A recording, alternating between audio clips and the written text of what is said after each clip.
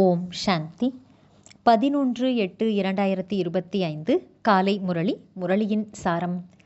பாபா சொல்றார், இனிமையான குழந்தைகளே, படிப்பின் மூலம் நீங்கள் கர்மாதீத்த நிலையை, அதாவது கர்மங்களை வென்ற நிலையை உருவாக்க வேண்டும்.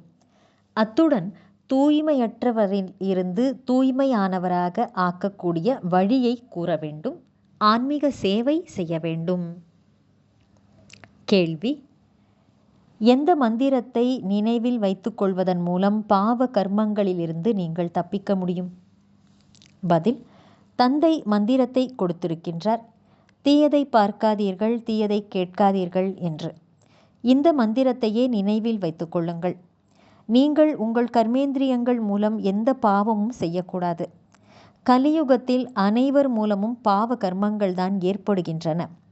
ஆகையால் தூய்மை என்ற குணத்தை தனக்குள் தாரணை செய்யுங்கள் என்ற வழிமுறையை பாபா கூறுகின்றார். அதுவே முதன்மையான குணம் ஆகும்.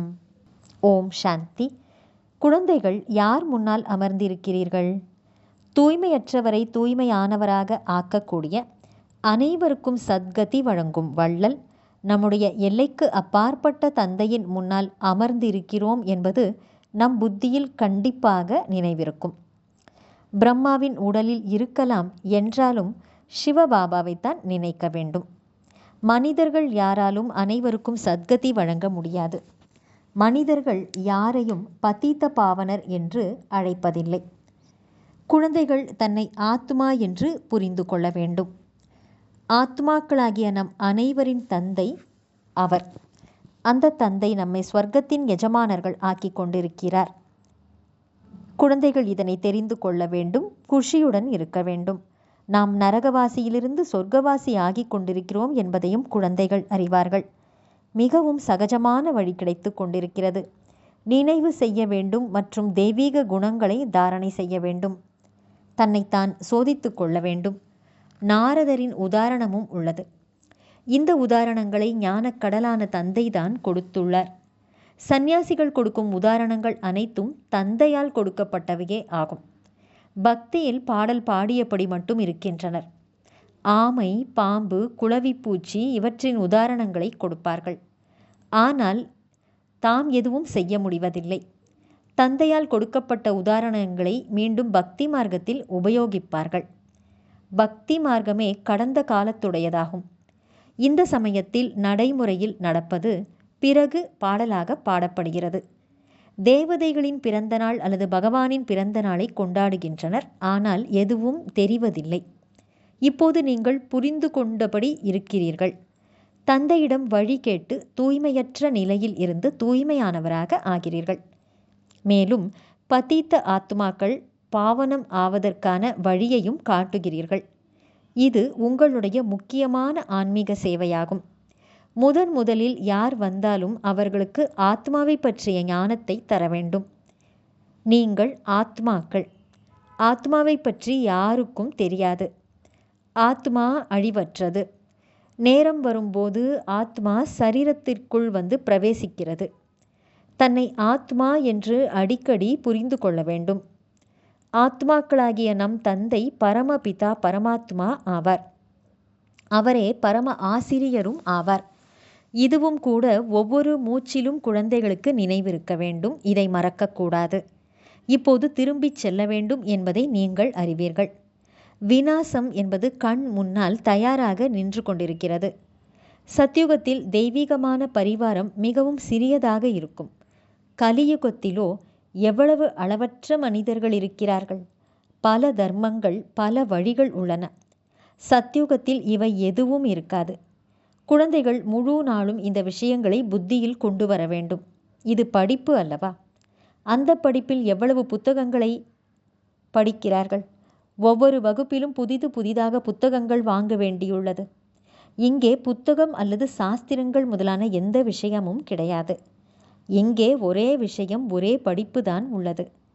இங்கே பிரிட்டிஷ் ராஜ்யம் நடந்தபோது, ராஜாக்களின் ராஜ்யம் நடந்தபோது தபால் தலைகளில் கூட ராஜாராணியின் படங்களை தவிர வேறெதுவும் போடவில்லை. இன்றைய நாட்களில் பாருங்கள், இங்கே இருந்து சென்ற பக்தர்கள் முதலானவர்களின் தபால் தலைகளை கூட உருவாக்கியபடி இருக்கின்றனர். இந்த லக்ஷ்மி நாராயணரின் ராஜ்யம் ஏற்படும் போது படமும் கூட ஒரு மகாராஜா மகாராணியினுடையது மட்டும்தான் இருக்கும். கடந்த காலத்தில் இருந்து சென்ற தேவதைகளின் படங்கள் மறைந்து விட்டன என்பது கிடையாது. பழமையிலும் பழமையான தேவதைகளின் படங்களை இதயபூர்வமாக வைத்துக் கொள்கின்றனர். ஏனெனில் சிவபாபாவுக்கு பிறகு அடுத்ததாக இருப்பவர்கள் தேவதைகள்தான். இந்த அனைத்து விஷயங்களையும் குழந்தைகளாகிய நீங்கள் பிறருக்கு வழிகாட்டுவதற்காக தாரணை செய்து கொண்டிருக்கிறீர்கள். இது முற்றிலும் புதிய படிப்பாகும். நல்லது. தாரணைக்கான முக்கியமான சாரம். 1. உள்ளுக்குள் இருக்கும் அசுரத்தன்மையை அகற்றுவதற்காக சுயதரிசன சக்கரதாரி ஆகி இருக்க வேண்டும். முழு சக்கரத்தையும் நினைவில் வைத்துக்கொள்ள வேண்டும். 2. தந்தையின் நினைவுடன் கூட புத்தி பரந்தாம வீட்டிலும் ஈடுபாடு கொண்டிருக்க வேண்டும். தந்தை கொடுத்துள்ள நினைவுகளை சிந்தித்து தனக்கு நன்மை செய்து கொள்ள வேண்டும். வரதானம். அனைத்து குணங்களிலும் நிறைந்தவர் ஆவதன் கூடவே ஏதாவது ஒரு விசேஷத்தன்மையில் விசேஷமான பிரபாவசாலி, அதாவது வியக்கத்தக்கவர் ஆகுக. அனைத்து குணங்களிலும் நிறைந்தவராக இருப்பதன் கூடவே ஏதாவது ஒரு விசேஷத்தன்மையில் விசேஷமான பிரபாவசாலி ஆகுக. விளக்கம். எப்படி மருத்துவர்கள் பொதுவான வியாதிகளின் அறிவுத்திறன் வைத்திருக்கத்தான் செய்கிறார்கள். ஆனால் கூடவே ஏதாவது ஒரு மருத்துவ பிரிவில் விசேஷமான அறிவுத்திறன் பெற்று பிரபலமானவர்கள் ஆகிறார்கள். அதே போல குழந்தைகளாகிய நீங்களும் அனைத்து குணங்களிலும் நிறைந்தவராக மாறத்தான் வேண்டும். இருந்தாலும் ஒரு விசேஷத்தன்மையை விசேஷமான ரூபத்தில் அனுபவத்தில் கொண்டு வந்து கொண்டே அதை சேவையில் ஈடுபடுத்தி கொண்டே முன்னேறி செல்லுங்கள். எப்படி சரஸ்வதியை கல்வியின் தேவி என்று கூறிக்கொண்டும் லக்ஷ்மியை செல்வத்தின் தேவி என்று கூறிக்கொண்டும் பூஜிக்கிறார்கள்.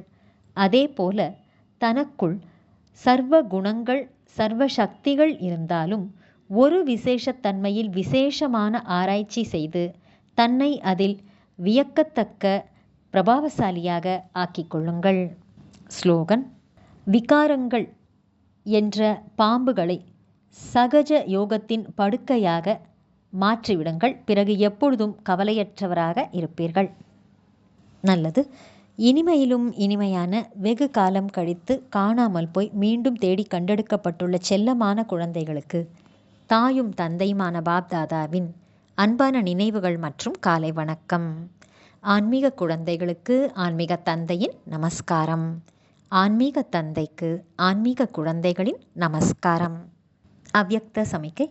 சகஜ யோகி ஆக வேண்டும் என்றால் பரமாத்ம அன்பின் அனுபவம் உடையவர் ஆகுங்கள். எப்பொழுது இந்த மனமே தந்தைக்கு சொந்தமாகிவிட்டதோ அப்பொழுது பிறகு மனதை எப்படி ஈடுபடுத்துவது, எப்படி அன்பு செலுத்துவது என்கிற இப்படிப்பட்ட கேள்வியே எழ முடியாது. ஏனென்றால் எப்பொழுதும் அன்பில் ஒருங்கிணைந்தே இருக்கின்றீர்கள். அன்பு ஸ்வரூபம் மாஸ்டர் அன்பு கடல் ஆகிவிட்டீர்கள். அப்பொழுது அன்பு செலுத்த வேண்டிய அவசியம் இல்லை. நீங்களே அன்பின் சொரூபமாகிவிட்டீர்கள்.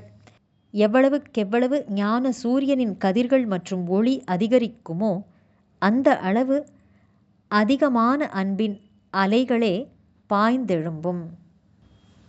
நல்லது. ஓம் சாந்தி.